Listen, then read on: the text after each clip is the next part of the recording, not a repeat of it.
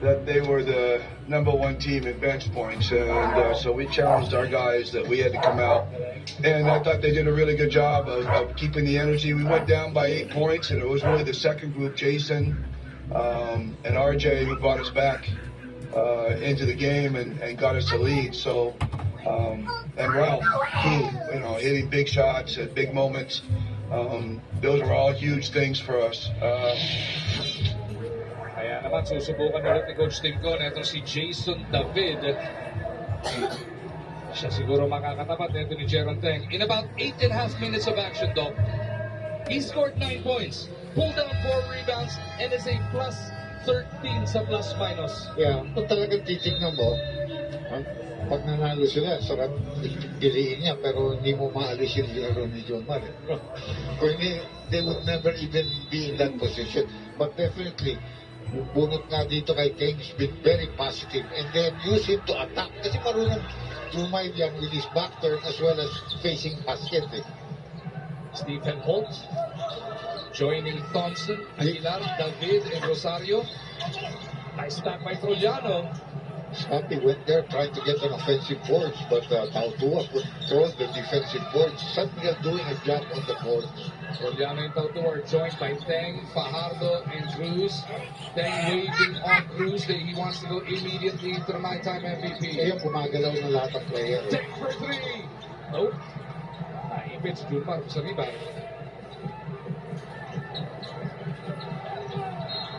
Hold to the cup! Took it right to the defensive hole. This is what's important for Ginebra. If they can make stops, they want to attack as soon as possible. Habang tumatakbo si Jumar pabalik, nagiging advantage para sa running white shirts. Yun yung nalilimutan ng iba, Doc. Bukod sa pagiging 9-time MVP ni Jumar Fajardo, 8-time all-defensive team yan. Kaya pagka nag-set up kayo ng half-court at nandun si Abay, dihado kayo. Well, we saw him make some blocks earlier. No? Everything okay, partner? Okay. This is Sir Seven. How are you, pare? Natawa doon sa kwarta o kahon. Sabi si Sir Seven.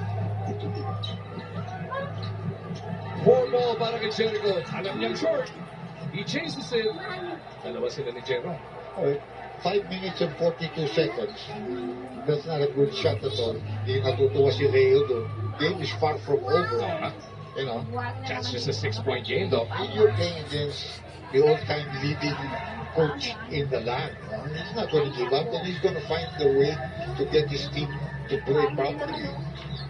CJ Perez yan, tagal na nakaplanta sa bench na San Miguel. Last he misses. Ako gagamit sa linalaro ni Dave. Roliano goes to Mo. Jericho tracking to that 3-point line. Teng gets himself open. He attacks David. Teng got the drop on him. Good shots para kay Jeron. You see, with what happened here with Jericho and Teng, they're like the point guards. Hindi na sila gumamit ng Wami. Hindi na sila gumamit ng Rose. Hindi si Rosales na. Wala na, hindi na kailangan.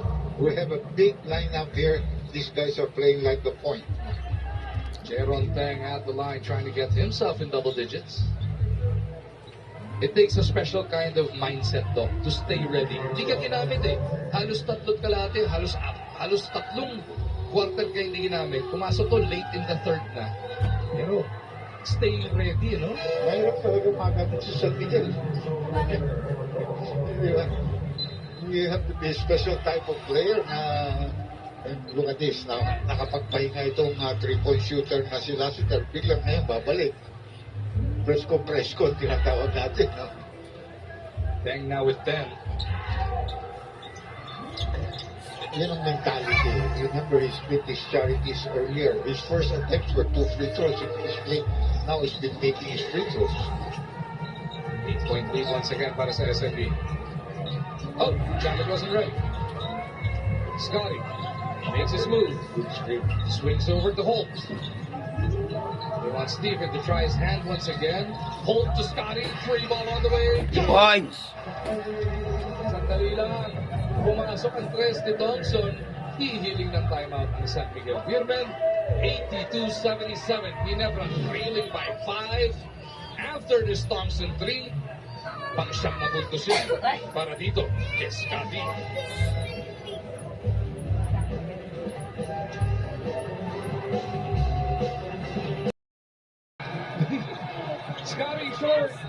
nagtatabak na si Holt. This And finally, babalik ko si CJ Perez. this late third quarter all the way to the fourth has belonged to Jeron Tendo. Yeah. Labing 3 puntos para kay Jeron.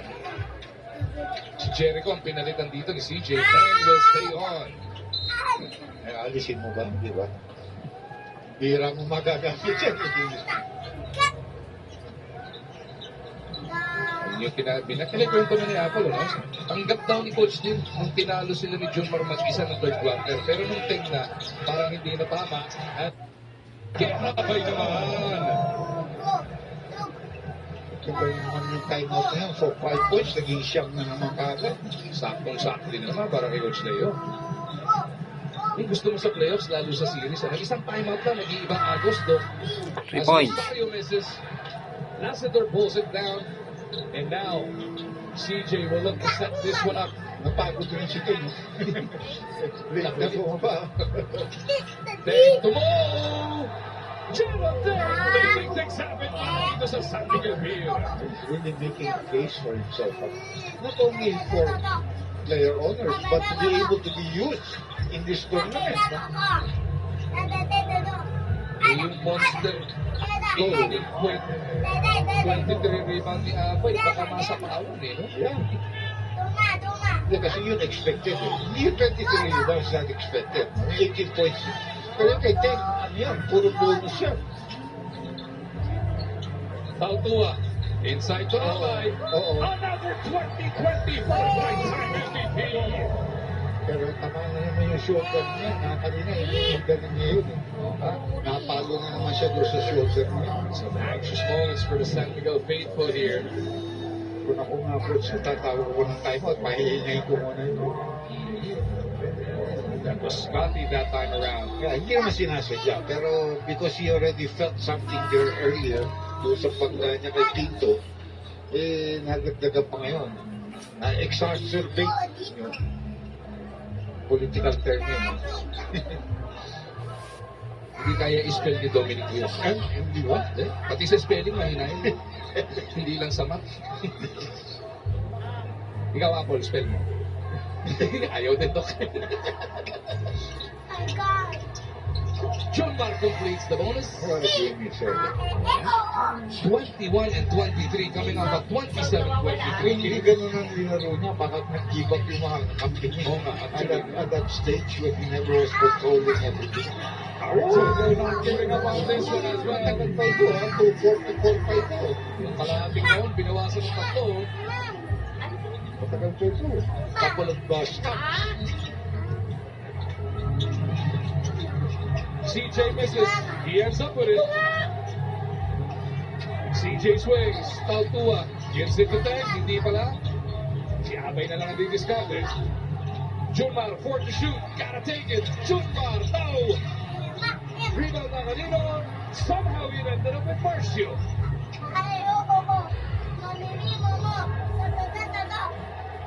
Also such a veteran player.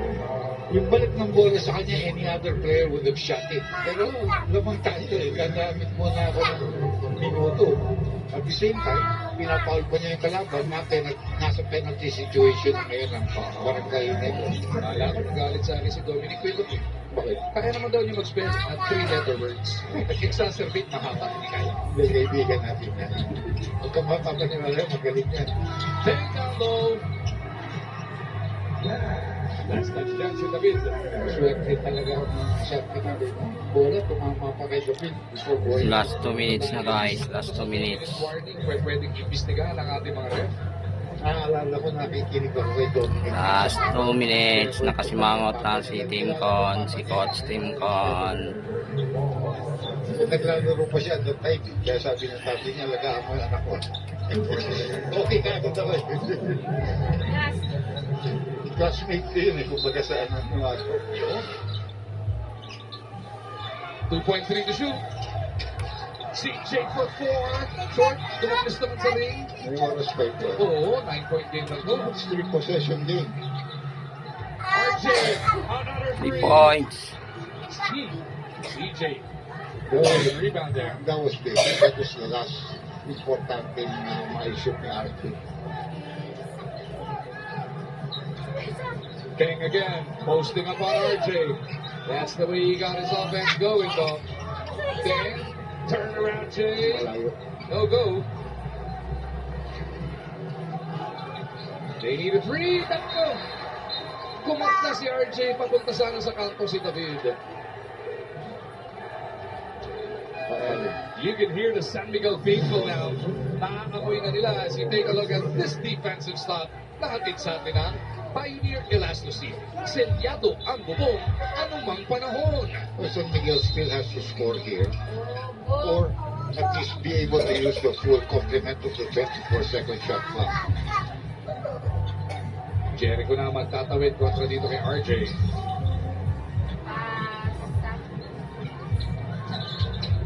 Jericho puts it up, gets the bounce. Pumasok po ang puta. Siya sali. Nice bounce back. That gets him in double digits as well, Olsen. 3 points. Scoring only 4 in game 1. Wala na, talo na. So yung Trollano at yung Cruz naka-bounce back, tapos may surprise package.